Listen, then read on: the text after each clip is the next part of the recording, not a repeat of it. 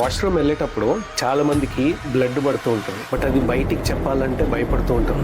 మోషన్కి వెళ్ళి వచ్చాడు ఇంట్లో, తన రూమ్మేట్స్ ఈ సీట్లోకి వెళ్ళి లేవగానే ప్యాంట్లోకి వెళ్ళి అంత బ్లడ్ కారిపోతాం. సీట్ మొత్తం ఆ బ్లడ్ చూసి ఫ్రెండ్ ఎవరో చూసి నోటీస్ చేసి అరే ఏంట్రా ఇది కానీ అతను కళ్ళు తిరిగి పడిపోయాడు. వాష్రూమ్ వెళ్ళేటప్పుడు చాలా మందికి బ్లడ్ పడుతూ ఉంటుంది, బట్ అది బయటికి చెప్పాలంటే భయపడుతూ ఉంటారు. ఇది ఏం ప్రాబ్లము, ఒంట్లో వేడెక్కువైందా, లేకపోతే ఇంకొంతమంది అరే నీ క్యాన్సర్ వచ్చేసిందని భయపెడతారు. ఎందుకు పడతారు డాక్టర్ అసలు మోషన్ వెళ్ళేటప్పుడు బ్లడ్ ఆర్ రెడ్ కలర్గా ఎందుకు పడుతుంది? మోషన్ వెళ్ళినప్పుడు బ్లడ్ పడడానికి మనం స్టూల్స్ గురించి మాట్లాడుకున్నట్టు మనకి ఏంటంటే ఇప్పుడు అప్పర్ జిఐ ట్రాక్ నుంచి ఏమన్నా బ్లీడ్ అయింది అనుకోండి, మనకి కలర్ అనేది డార్క్ చారీ కలర్డ్ కొంచెం బ్లాక్ అట్లా ఉంటది. కింద నుంచి బాగా ఫ్రెష్ బ్లడ్ పడ్డది అనుకోండి, కొన్నిసార్లు మనకి ఇప్పుడు చాలా మంది ఏంటంటే బ్లడ్ పడితే కొంచెం వేడి చేసిందేమోలే అని వదిలేస్తూ ఉంటారు. అది ఏంటంటే హార్డ్లీ ఒక వన్సో ఎప్పుడు ఒక ఎపిసోడ్, అది కూడా చాలా తక్కువ అయితే మనం వదిలేసేయచ్చు. అంటే 2-4 డ్రాప్స్ అట్లా ఒక్కసారి. ఓకే, అది 2-3 సార్లు అంతకు మించి మనకి పడుతుంది బ్లడ్ అంటే మనకి కింద పైల్స్ కావచ్చు, లేదంటే ఫిజర్ అని అంటాం. ఫిజర్ అంటే ఈ పైల్స్ ఫిజర్ రెండు ఏంటంటే రెండు కనెక్టెడ్, ఇంటర్లింక్డ్, రెండు ఇంచుమించు. ఏంటంటే ఫిజర్ ఎప్పుడు వస్తుంది అంటే మనకి ఎక్కువ టాయిలెట్లో ఎక్కువసేపు కూర్చోవడం వల్ల కూడా, వాష్రూమ్ టాయిలెట్ లో మనము మోర్ దాన్ 6 minutes అంతకంటే ఎక్కువసేపు కూర్చోవడం వల్ల మనకి కింద వీనస్ ప్రెషర్ పెరిగి మనకి పైల్స్ తయారవుతా ఉంటాయి.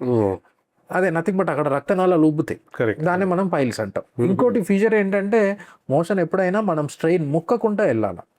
అర్థం కాలే. మోషన్ మనం స్ట్రైనింగ్ చేయకుండా ప్రెషర్ పెట్టడం, అదే ఫ్రీగా పాస్ అవ్వాలా.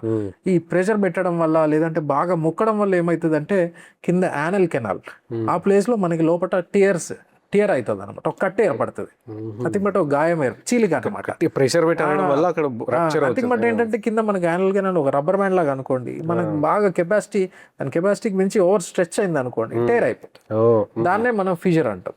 సో ఫీజర్ ఉన్నప్పుడు ఏంటంటే మనకి ఎక్కువ శాతం మందికి మోషన్ వెళ్ళేప్పుడు బ్లడ్ పడతా ఉంటుంది. మోషన్కి రాసుకునే కొంచెం దానికి బ్లడ్ పడడము, లేదంటే మోషన్ వెళ్ళేటప్పుడు పెయిన్ రావడం కానీ, లేదంటే మోషన్ వెళ్ళినాక 2-3 hours మంట, కొంతమందికి ఇచ్చింగ్, ఇవన్నీ వస్తూ ఉంటాయి.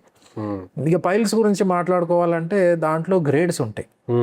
గ్రేడ్ 1 పైల్స్లో ఏంటంటే మనకి కొంచెం బ్లీడింగ్ ఉండొచ్చు, కాకపోతే బయటికి ఏమి కనపడదు మనకి. గ్రేడ్ 2లో ఏంటంటే మోషన్ వెళ్ళినప్పుడు మనకి ఏదన్నా మాంసం లాగా బయటకు వచ్చి మళ్ళీ లోపలికి పోయిన ఫీలింగ్ ఉంటుంది, ఏదో సంథింగ్ బయటకు వచ్చి లోపలికి పోయిన ఫీలింగ్ ఉంటుంది. దీంట్లో కూడా బ్లీడింగ్ ఉంటుంది. గ్రేడ్ 3లో ఏంటంటే పైల్ మాస్ అనేది మనకి మోషన్ వెళ్ళేటప్పుడు బయటకు వస్తుంది, మళ్ళీ ఫింగర్తో రెడ్యూస్ చేసుకుంటా ఉంటారు, లోపలికి అనుకుంటారు, లేకపోతే వెళ్ళదు. ఇక నెక్స్ట్ స్టేజ్ ఏంటంటే ఇక గ్రేడ్ 3 మించి గ్రేడ్ 4 వాటిలలో మనం ప్రొలాప్స్డ్ పైల్స్ అంటాం. ప్రొలాప్స్డ్ పైల్స్ అంటే అది కంప్లీట్ గా బయటకే ఉంటాయి. సో మనం ఏంటంటే పైల్స్ గురించి మాట్లాడాలంటే మనకి సినిమాలు రీసెంట్ గా డీజెట్ ఇల్లు, ఆ సినిమాలో పైల్స్ వస్తే అవి అంటారు. కానీ మనకేంటంటే ఆ పైల్స్ వచ్చిన వాళ్ళ బాధ వాళ్ళకే తెలుస్తుంది, మిగతా వాళ్ళకి మనకు మామూలుగా మాట్లాడుకోవడానికి. లిటరల్ గా ఏంటంటే ఒక పేషెంట్ వచ్చాడు మొన్ననే, 40-45 ఏజ్ అని వచ్చాడు. వాళ్ళ సన్ ఎవరో తీసుకొచ్చారు. సార్ కూర్చోండి సార్ అంటే కూర్చోట్లేదు. వద్దు సార్ నేను కూర్చోలేను అంటారు. బయట ఓపీలో గొడవ మా వాళ్ళతోటి.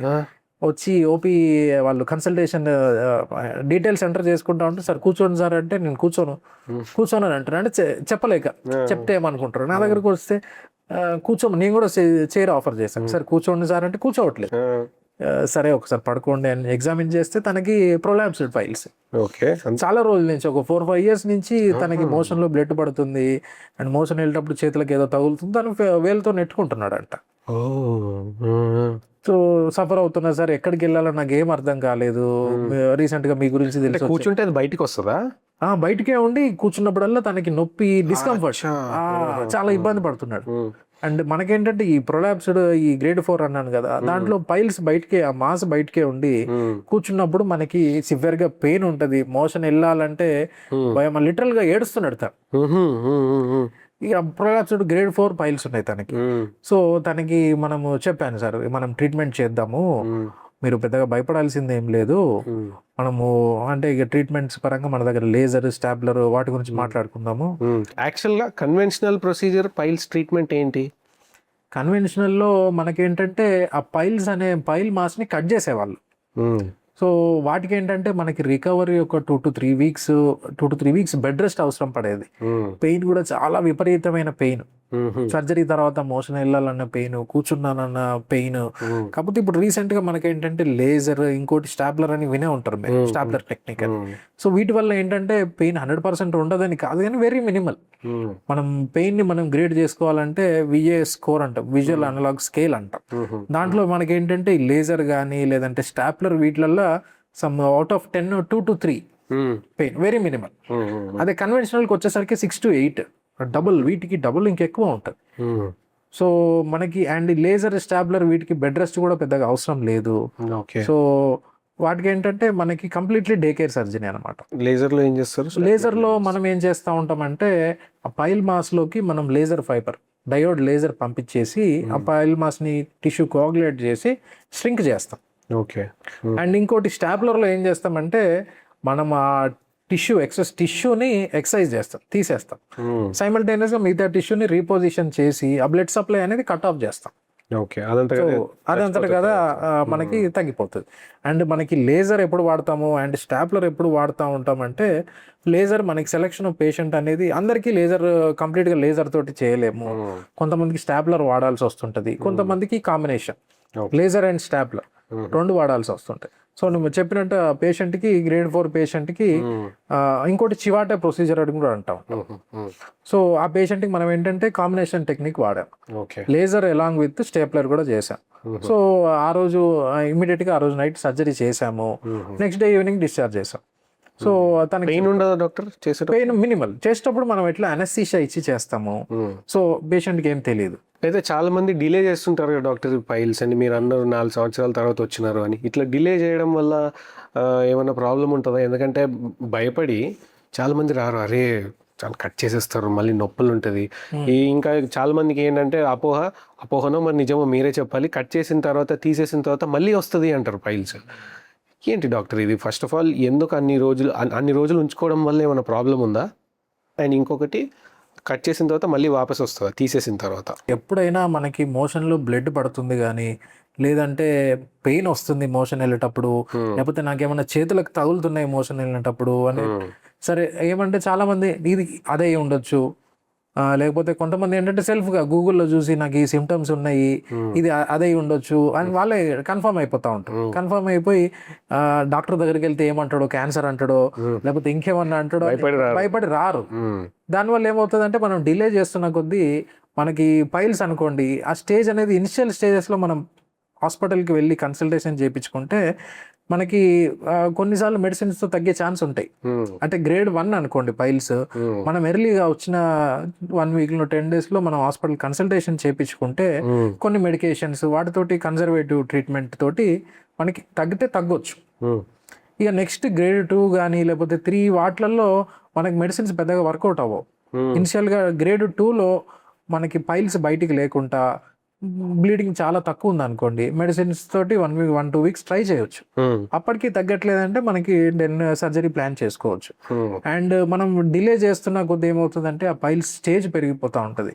స్టేజ్ పెరిగిపోయిన కొద్దీ మనకి ట్రీట్మెంట్ నడుస్తుంది కానీ రికవరీ కొంచెం డిలే అవుతూ ఉంటుంది.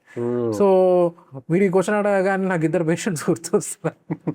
ఒక పేషెంట్ ఏమో 35 years ఫీమేల్ అనుకుంటా, తనకి ఒక 10 days నుంచి కొంచెం మోషన్ వెళ్ళేటప్పుడు కొంచెం డిస్కంఫర్ట్, పెయిన్ కాదు కానీ సార్ నాకు ఏదో వేగ్ డిస్కంఫర్ట్ అనిపిస్తుంది, కొంచెం దురద ఉంది, 1-2 చుక్కలు 1-2 సార్లు బ్లడ్ పడ్డది సార్ అని వచ్చింది. తను 10 daysలోనే వచ్చింది. సో తనేంటి వచ్చి ఎగ్జామిన్ చేసాం. ఎగ్జామిన్ చేస్తే తనకేం లేదు, మీకు చెప్పినట్టు ఫిషర్ ఉంది, చిన్న క్రాక్ ఉంది. రక్తనాళాలు ఉబ్బడమా? క్రాక్ అంటే అదే కట్ అయిపోయింది ఫిషర్.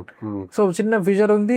తన ప్రెజెంటేషన్ కూడా ఎర్లీ ప్రెజెంటేషన్, హాస్పిటల్కి తొందరగా వచ్చింది కాబట్టి తనకి ఏంటంటే కొంచెం మోషన్ ఫ్రీ ఉండడానికి కొంచెం లాక్సేటివ్స్, స్టూల్ సాఫ్ట్నర్స్ పెట్టాము, కొంచెం diet modifications, high fibre diet, కొంచెం వాకింగ్ అవి చెప్పాను. సిడ్స్ బాత్ అని ఉంటుంది, అంటే మనకి ఈ ఏంటంటే టబ్బులో కొంచెం మనం గోరువెచ్చని నీళ్ళు వేసుకొని కూర్చోవాలి, కూర్చొని మోషన్ పట్టుకున్నట్టు వదిలినట్టు చేస్తూ ఉండాలి. ఆ మోడిఫికేషన్స్ అవి చెప్పి తనకు పంపించాను. ఆ ఫీమేల్ హ్యాపీ. ఇంకో పేషెంట్ సేమ్ కంప్లైంట్ కాకపోతే అది ఎప్పటి నుంచి ఒక 5-6 సంవత్సరాల నుంచి ఉంది తనకి. ఒక మేల్, 50 years మేల్. రాలేదు, చాలా సంవత్సరాల నుంచి రాలేదు తను. 5-6 ఇయర్స్ తర్వాత ఎందుకు వచ్చాడంటే తన కొడుకు ఫోర్స్ మీద వచ్చాడు. చెప్తే వినట్లేదు సార్, నాకు పైల్స్ ఉంటాయి, అవే తగ్గిపోతాయి అంటే నా కొడుకు వినట్లేదు, నేను చూపిస్తా అని తీసుకొచ్చాడు. తీసుకొస్తే తనకేంటంటే తను అనుకున్నట్టు పైల్స్ లేవు, లోపల రెక్టల్ మాస్ ఉంది. ఓకే, అంటే రెక్టల్ మాస్ అంటే క్యాన్సర్ ఉంది, ఓ ఒక గ్రోత్ ఉంది ముద్దలాగా. మనకు ఓపీడీకి వచ్చినప్పుడు మనం ఎగ్జామిన్ చేస్తాం, ప్రాక్టోస్కోప్ లేదంటే ఫింగర్ పెట్టి చెక్ చేస్తే హార్డ్ లంప్ లాగా తగులుతుంది. ఏంటని ఫర్దర్గా కొలనోస్కోపీ చేసి మళ్ళీ బయాప్సీ చేస్తే రెక్టల్ క్యాన్సర్ అని వచ్చింది. సో తనకి ఏంటంటే మళ్ళీ సర్జరీ అవసరం, సర్జరీ చేసి మళ్ళీ కీమోథెరపీ, ఈ ప్రాసెస్ అంతా ఉంది. సో తను ఎర్లీగా ప్రజెంట్ అయ్యి ఉంటే, ఎర్లీగా డాక్టర్ని కన్సల్ట్ చేసి ఉంటే, మనం ఇనిషియల్ స్టేజెస్లో అయితే మనము అక్కడ వరకు దాన్ని అది కూడా క్యాన్సర్ కూడా మనం ఎర్లీ స్టేజెస్లో డయాగ్నోస్ చేసాం అనుకోండి, మనకి ట్రీట్మెంట్ సినారియో అంతా మారిపోతూ ఉంటుంది. లేదనుకోండి డిలే చేసాం అనుకోండి, అది అక్కడి నుంచి వేరే చోటికి, బాడీలో వేరే చోటికి పాకడం, అదే మెటాస్టాసిస్ అంటాం. అట్లా అవుతే మనకి ట్రీట్మెంట్ కంప్లీట్గా మారిపోతూ ఉంటుంది. సో ఒక పేషెంట్ ఏమో మంచిగా ఎర్లీగా 1 వీక్ వచ్చేసింది తను, ఇంకో పేషెంట్ డిలే చేశాడు, నాకు ఇదే ఉండొచ్చు అని గూగుల్ ఏదో కొట్టుకొని సేమ్ నాకు అదే ఉండొచ్చు, అదే తగ్గిపోతుంది అని వదిలేశాడు. సో వచ్చేసరికి ట్రీట్మెంట్ తనకి ఏంటంటే ఖర్చు పెరిగింది, అలా మళ్ళీ కొంచెం లైఫ్ రిస్క్ అయింది, రికవరీ టైం ఎక్కువ పట్టింది, ఇవన్నీ ఇబ్బందులే. ట్రీట్మెంట్ రేంజ్ హాస్పిటల్స్లో ఎంత ఫ్రీక్వెంట్గా పైల్స్ ఆపరేషన్స్ కానీ పైల్స్కి సంబంధించిన ట్రీట్మెంట్స్ కానీ జరుగుతుంటాయి? ఒక వీక్లో తీసుకుంటే మనం ఒక 10-15-20 వరకు సర్జరీస్ చేస్తూ ఉంటాం పైల్స్. ఎందుకంటే మన కోర్ స్పెషాలిటీస్ అవి అన్నమాట. ఎందుకంటే మన దగ్గర కంప్లీట్గా లేజర్, స్టాప్లర్, ఈ కంప్లీట్లీ డే కేర్ సర్జరీస్ కాబట్టి. సో మనకి ఈజీగా ఆల్మోస్ట్ ఇప్పటిదాకా మా హాస్పిటల్లో అయితే 15,000-20,000 అరౌండ్ కేసెస్ చేసాం, పైల్స్ కేసెస్. పైల్స్ కానీ అదే ఫిజర్, వాటిలలో చాలా మంది పుట్టి ఫిజర్ ఉండొచ్చు, లేదంటే ఫిజర్ విత్ పైల్స్ ఉంటాయి. సో వాళ్ళకి లేజర్ ట్రీట్మెంట్ వాడాలా లేకపోతే స్టాబ్లర్ టెక్నిక్ వాడాలా? లేజర్ ఎప్పుడు వాడుతూ ఉంటామంటే మనకి గ్రేడ్ 1 కానీ లేజర్, మనకి గ్రేడ్ 1 to గ్రేడ్ 3 వరకు మనకి లేజర్ పనిచేస్తుంది. అండ్ ఈ స్టాబ్లర్ టెక్నిక్ ఎప్పుడు వాడతామంటే గ్రేడ్ 2 కానీ లేదంటే 3 ప్రొలాబ్స్ ఉండి లేకపోతే సివియర్ బ్లీడింగ్ ఉంటే మనం స్టాప్లర్ వాడుతూ ఉంటాం. ఇంకోటి చివాటే టెక్నిక్ కానీ కూడా చేస్తూ ఉంటాం, ఎందుకంటే కనిపెట్టిన అతని పేరే చివాటే. ఓకే, దాంట్లో ఏం చేస్తూ ఉంటామంటే మనం లోపల 2 rows కరిగిపోయే దారంతో సూచర్స్ వేస్తూ ఉంటాం సర్క్యులర్గా. ఏంటంటే ఆ లోపల మ్యూకోజా అంటాము, సబ్ మ్యూకోజా అంటే కింద పేగు లోపల లేయర్స్, అండ్ మజిల్ కి కొంచెం మనం స్ట్రెంత్ ఇస్తాం. దానివల్ల మనకి రక్త సరఫరా అనేది కట్ ఆఫ్ అయిపోయి ఈ పైల్ మాస్ ఇవన్నీ ఓవర్ పీరియడ్ ఆఫ్ టైం స్ట్రింక్ అయిపోతూ ఉంటాయి. సో ఈజీగా డైలీ ఒక 3-4 సర్జరీస్ పైల్స్ మన దగ్గర అవుతూ ఉంటాయి. ఓకే, ఇక్కడ వరకు వచ్చినారంటే ఈ హెల్దీ ఇన్ఫర్మేషన్ మీకు చాలా నచ్చుతుందని చూస్తున్నారు, కానీ చూస్తున్న వాళ్ళు సబ్స్క్రైబ్ చేసుకోవట్లే. Please do subscribe.